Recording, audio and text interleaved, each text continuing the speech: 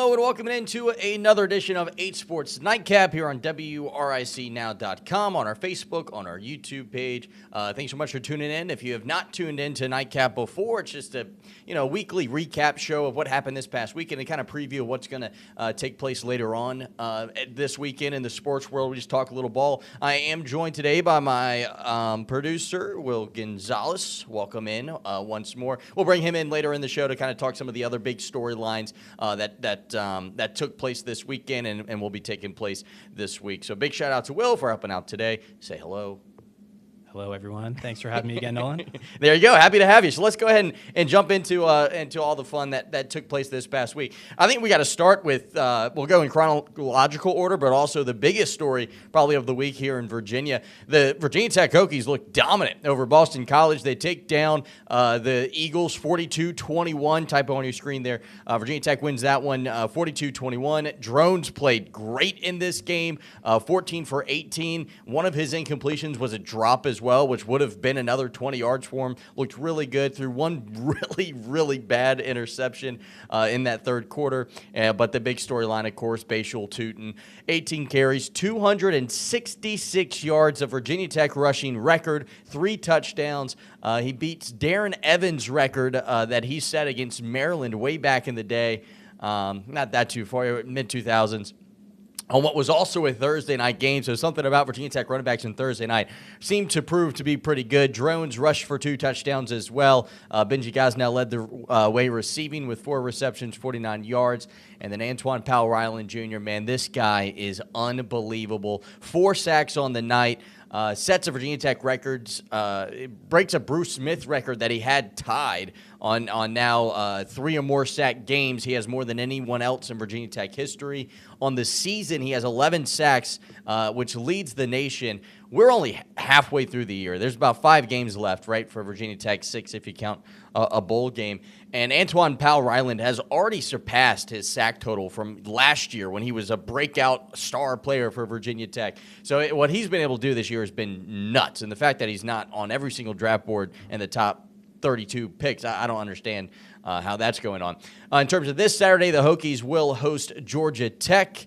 They lead that series 11 games to 8 losses, and a series that only dates back to 1990. You think of Virginia Tech and Georgia Tech; these are 2 programs that have been around, since forever, right? Georgia Tech football, Virginia Tech football. They've only played 19 times, and really they've played every year since 2004 or so. But it's kind of crazy to me that the series is so soon, considering how close the 2 universities are. Anyway, we got some footage from the Hokies matchup against Boston College this past weekend. Let's check it out.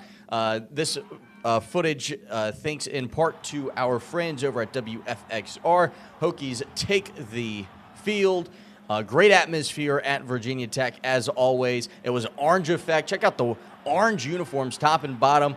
We don't see that very often. I thought it was a clean look from Virginia Tech. The script Hokies on the side of the helmets, new this year as well. They've never had those before. And to kind of take you through, that was a big Kyron Drones touchdown to get things going. The Hokies force a turnover, big recovery, and that led to another great drive by Virginia Tech in the first quarter. Another drone sneak that made it 14-0 at the time. And then once again, Boston College, they drove down the field. They played relatively okay. If a couple of things went different for Boston College, I think this could have been a different game. You can see there another fumble. It's who else but Antoine Powell-Ryland that jumped on top of it. And that would lead to a couple of more scores from the Hokies. Of course, this was probably the play of the night by Bashul Tutin. It's coming up here, took it like 70 yards to the house, jogged his way in from like the 20-yard line. An incredible play, an incredible night from Bashul Tutin. I mean, this guy's been unreal. He was a transfer in from North Carolina, A&T, I believe it was, where he was an okay player. And then now for Virginia Tech, he's just been unbelievable. He's averaging over 14 yards a carry in this past game. There he is on the receiving end of a touchdown pass from Drones, as the Hokies, man, they looked dominant at home against Boston College. We kind of talked about it last week with that win over Stanford on the road, that the Hokies have kind of looked like what they're supposed to look like now, right? This offseason, there was so much hype, Heisman talk about Kyron Drones, and then those first couple of weeks of the season, they played those close games. They lost to Rutgers. They lost to Vanderbilt, 2 games that, they probably should have won. They lost to Vandy in overtime, and it was like, after those losses, I think some of the pressure got off of the shoulders of some of these players that they had heard from the media and they had heard from, their social media and everything. And, they've kind of just been able to play their style of football. I mean, a few weeks ago, I would have told you that Tyler Bowen, the offensive coordinator, probably should start looking for a job the way fans were talking about the way he's been calling games. And then you show up on Thursday night, the game plan works, you win 42-21, and it's all hunky-dory. Everybody's happy. So it's kind of an interesting situation that the Hokies find themselves in. The ACC standings are packed at the top. Let's see if I can pull them up here for you, and we'll take a gander to see if the Hokies have a shot at maybe, being in the conversation at the end of the year for a conference championship. They have a shot, but they're going to need some help. As you can see here, they sit at 2-1 of the conference. Clemson's 5-0, Miami's 3-0, SMU's undefeated, Pittsburgh's undefeated, and then you got Syracuse and Duke, who both have 1 loss. The Hokies play both of them. So if you win those games, now you find yourself in a situation where November 10th rolls around, and it's Miami, SMU, Clemson, and Pittsburgh up here. If the Hokies beat Clemson, they're right back in the picture for this conversation of an ACC championship. Of course, for that to happen, they would need SMU to probably lose a game. They have to play Pittsburgh. So one of these 2 teams between Pittsburgh and SMU, they're going to be in a really good position to maybe compete for an ACC championship. Pittsburgh, I think, has to play Clemson. So there's a lot of football left to be played. The season is not over by any means for Virginia Tech fans. If you had that goal of an ACC championship, I don't think it's ridiculous at all to say that Virginia Tech is still alive in that conversation. They're going to need some help with SMU playing so well, and of course they're going to have to win out. 5 games left, a lot of football left, and it feels at this point almost, normally before the college football expansion, we would be sitting here talking, 2 losses, it's over. The season's over for this team. But now with the expansion of the playoffs, we're late in the year, and it feels like there's so much more football left, and it's an interesting how you kind of watch football now differently with the college football playoff compared to how we did last year, even with the 14 playoff, or definitely 10 days to 11 years ago before the 14. So pretty interesting stuff. The Hokies look good against Boston College, and this is what head coach Brent Pry had to say today at media availability, talking about the game against Boston College, and then, of course, their matchup this Saturday for homecoming against Georgia Tech. Our fans, again, can't thank them enough. It was an incredible environment Thursday night in Lane Stadium. I don't want to take that for granted in our program. We're very fortunate. I also want to thank everyone that's involved in putting that game on. So many people in the setup, in the breakdown, in the management and operation of it. A lot goes into that being successful. It's not just our football team, coaches. So thanks to everybody. Special thanks to Bruce Smith, Mike Vick being on the sideline. Not many programs can tout having 2 number 1 picks on the sideline of their football game, which is awesome for us. Appreciate their support. We'll need it again this weekend.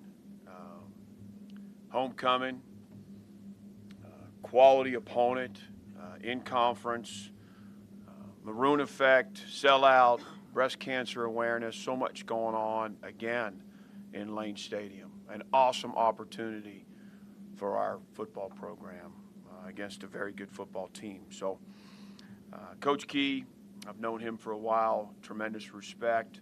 Much like myself, he's invested in Georgia Tech for a lot of reasons, personal reasons. And he's done a nice job, did a good job last year. He's been super competitive this year, each game.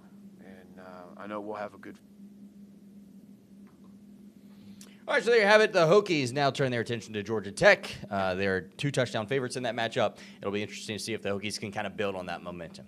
Turning our attention now to UVA. They won on the road last week in an emotional game for Tony Elliott. Of course, he used to be the offensive coordinator at Clemson, played wide receiver at Clemson. They made a big deal about that on the broadcast. And I thought they did a good job, kind of giving him his flowers and welcoming him back. It was his first time going back. But the Cavs started really slow. Or they started fast and then had a really slow start to the second half, and it kind of doomed them. They fall to Clemson 48-31. Calandria went for 2 touchdowns. Tony Muskett came in the fourth quarter and looked great and led 2 scoring drives, like 60 yards and 50 yards. Finished the game with 2 touchdown passes. And looked good. And now you kind of raise some questions as to who's going to be the quarterback now. But it really wasn't that horrible of a game from Virginia Tech. That middle eight that Tony Elliott likes to talk about so much is kind of where they struggled in this game.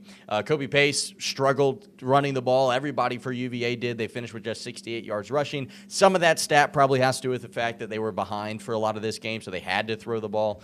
But if you can't run the rock, then you're not going to be able to have a lot of success, and that's exactly what we saw on Saturday. In terms of this weekend, it's the South's oldest rivalry as North Carolina comes to town. This will be the 130th meeting between UNC and UVA. Crazy to think that they've been playing football for 130 years on the campus over there in Charlottesville. UNC leads the all-time series 66-59-4. Pretty close matchup. If you look at the Winspedia page and who's been winning, it's like each team takes 5 years of winning and not winning. And last year, of course, it was UVA that took down Mac Brown's team. A Mac Brown team that is desperate for a win. They've really struggled this season. They sit at 0-3 in conference play. They're 3-4 on the year. They've lost 4 straight. Things are not looking good in Chapel Hill, and they have to go on the road now to Scott Stadium. All right, but I do have footage from UVA's matchup against Clemson. Let's take a look at that.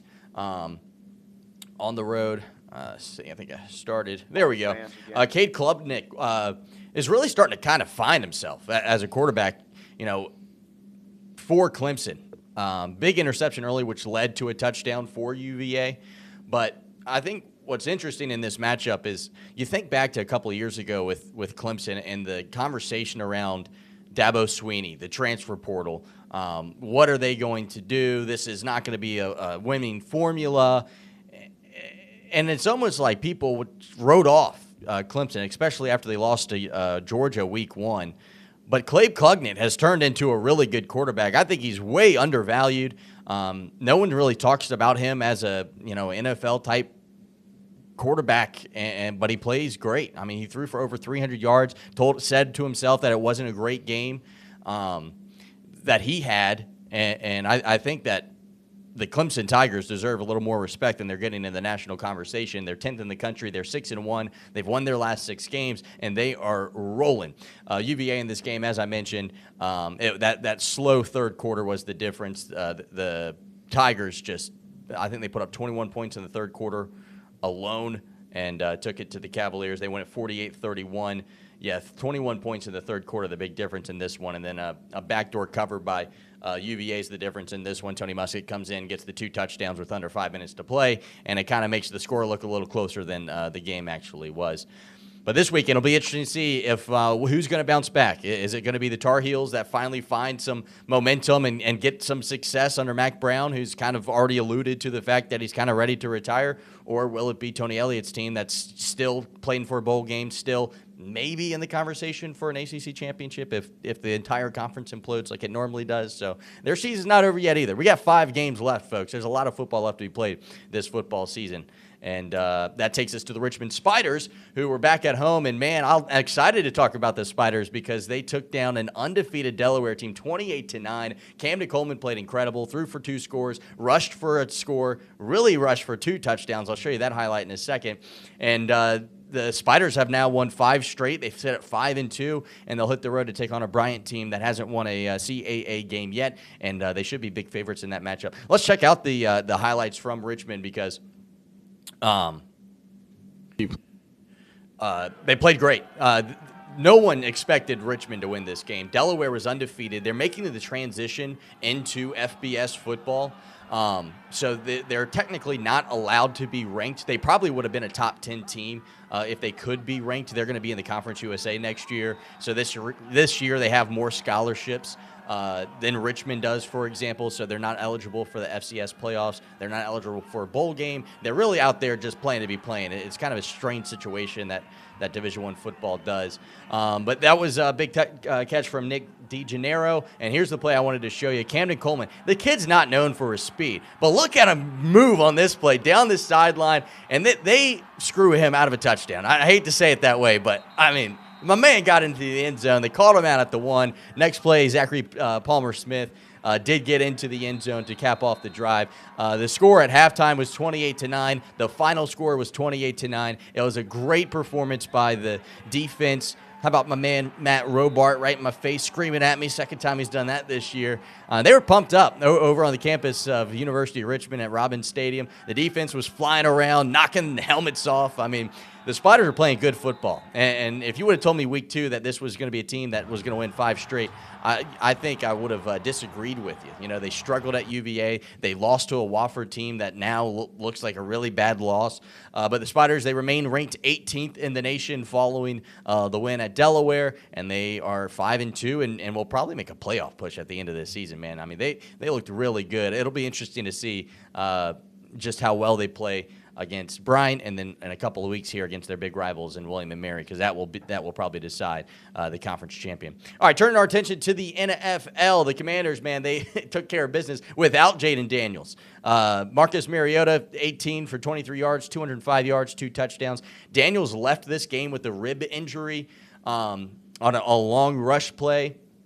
And the big talk today is about, will he play this Saturday, because the Commanders play, of course, Caleb Williams and the Chicago Bears, and there's a lot of intrigue around all these rookie quarterbacks and the success that they're all having. But I think what they're going to do is call it day by day, and they'll say that he has a chance to play, but then, you know, at the end of the week, they'll say, you know, he's not out. And I think that's what they should do. I understand there's a lot of media hype around this thing, but you saw what happened with Robert Griffin. He came back from injury too early and then was never the same once he got injured again. I think everyone in the Commanders building remembers that. I think every Commanders fan at home remembers that. And I think everyone's fine. If Jayden wants to take 2 weeks off, let's give him 2 weeks off. There's no reason to have him come in here, get hurt, especially a rib injury. I mean, that's a dangerous injury if you come back too early.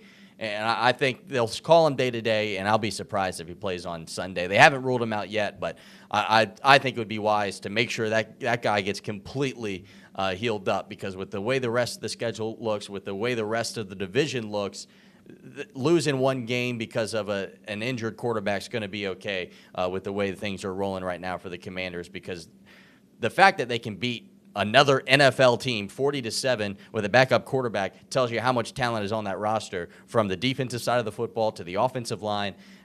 Brian Robinson's been great. I mean, it's impressive what the Commanders are doing. I think it's taken everybody by storm. I know, Will, you kind of grew up watching the Commanders a little bit. Let's bring you in here. What are your thoughts on Jayden Daniels with it's a rib injury. They're calling him week to week. Dan Quinn hasn't ruled him out. I think some people want him to play. What do you think should happen? I think it's a long season, and yeah, you're very right about RG3. I think I definitely think that nobody in the Commanders community wants to see a repeat of that. And like you said, they definitely remember what went wrong with it about 10 years ago, and hopefully there aren't that many people in the Commanders building as that were still there from 2013. That's a good point. But yeah, I definitely agree. I don't think that there's any reason to rush him back. And even against the Bears, I don't know if it's really necessary. Of course, I think everybody's waiting for Williams versus Daniels, but I think I think that almost, if it was Carolina this week, I don't even think there's a question he's not playing. Mm-hmm. But it's almost like I think everyone just wanted to see it, wanted to see this game, these two rookies face off, and it's been impressive, how much success the two have had. But it really felt like deja vu when he went out to the locker room, and then you're like, oh man, he had such great success. He looked incredible, and I'm sure for Commanders fans out there, it was nerve-wracking to say the least to to finally be able to root for your team and be excited about something than him get hurt. But luckily, everything else is sitting pretty for Jayden Daniels and company. But anyway, you got some other top storylines for us, right, Will? Yes, sir. I think the biggest Virginia sports story of this past week has been Tony Bennett announcing his unexpected departure from UVA basketball. And, I think everybody's thinking what is going to happen sort of for UVA this season. Everybody's looking at Roy Sanchez, who's been named the acting head coach for the season. And, I think everything that I have learned about Sanchez over the last week has been very promising. He was the head coach for the Charlotte 49ers for 5 years, and every year he led them to improve over the year before for pretty much every year that he was their head coach. I think that he is a good guy to lead the team in Bennett's stead. And, what choice do they have? You know what I mean? The news, just shocked everybody. It was shock factor 1,000. We're 20 days before the season starts, and Tony Bennett decides that he wants to walk away. And I went to the press conference on Friday, and the mood was kind of weird, right? Let's be frank about it, because you want to celebrate a guy that's done so much for your university. This guy put Virginia basketball back on the map. Took them to levels that even Ralph Sampson couldn't take them to. Won a national championship in 2019. Won 6 ACC championships. Made Virginia considered a blue blood there for about 10 years. The guy has been incredible for the university. But on the flip side of the coin here, it's 20 days before the season. It's shocking. And to think about the fact that he brought transfers in, convinced guys not to transfer, went to media day, talked about how he has a 2-year plan, that we got to start thinking of this thing in 2 years with the transfer portal because guys are going to be leaving now. So if we can start thinking of things in 2 years instead of 4 years, that we should, he had all these ideas and how he was going to handle things. And then a week later, he says that he went on vacation to the Rappahannock River and stayed at a hotel there and realized that his heart just wasn't in it, and that it was time for him to step away, and that he just couldn't do it anymore. And you feel for the guy, because I'm sure it is incredibly stressful, time-consuming job and whatnot. And I don't think anyone blames him for stepping away. I think the question here is to leave 20 days before the season starts. It's crazy, Will. It's definitely weird timing, but I definitely understand that he, doesn't want to coach half-heartedly, and I think that is a very selfless decision. Obviously, people are sort of wondering why he decided to do this now, but it's probably better than to do it, 3/4 of the way through the season. Yeah, that's a fair point. And what he said during his press conference, and he said he wanted to hand the program off to one of his assistants. That was always his idea. So I'm thinking that if he leaves before the season, Sanchez gets an entire year with the team, and then they decide whether or not to keep him or to hire somebody. Whereas, if he waits till the end of the season, maybe Sanchez doesn't get that chance, and they end up hiring somebody else. And so he kind of forced the university's hand on this one to give Sanchez his shot. And the Cavs were supposed to be pretty good this year. They're picked 5th in the conference. Normally, the 5th place team of the ACC is definitely going to go to the NCAA tournament. So they have the talent on this roster. It'll be interesting to see what exactly it looks like. Today, I saw a quote from Sanchez saying that this is still Virginia basketball. These players are here because of Virginia basketball. Just because Tony Bennett's not here doesn't mean that Virginia basketball is not Virginia basketball. So it sounds like he's going to keep things exactly how it would have been with Tony, except Sanchez at the helm now, and we'll see just how good he does. And like I said, he's got a talented roster to be able to do it as well. And speaking of basketball, NBA tips off tonight. The Lakers, I think everyone's excited to see that matchup. LeBron James and LeBron James Jr. sharing a court, father and son, first time in NBA history. What are your thoughts on it, Will? Well, I am definitely – I think I was concerned about people sort of looking for things to be critical of the young Bronny for, and I think just because he is the son of LeBron James, I don't know if that necessarily means that he deserves that level of scrutiny, but in his last preseason game, I think he showed the haters what he's about. And 17 points in that 17 points, I think that's pretty good. And 1 for 5 from 3 is certainly not ideal, but I think he finally got some significant minutes, and I think he showed that he is capable of being productive on both sides. 3 steals and a block. Yeah. You know what I mean? That's I'm curious to see exactly how his role progresses, right? Because, the way that he's been used in preseason games and, he's kind of been a playmaker, and he is a talented shooter. And so I'm curious if his role as the season goes on, if he continues to, try to be LeBron James, or if he kind of goes into a different box where he's, runs to the corner every play, and that's his role. Run to the corner, shoot the 3, make the 3. Get on defense, play good defense, because he's a good defender, and he can shoot the basketball.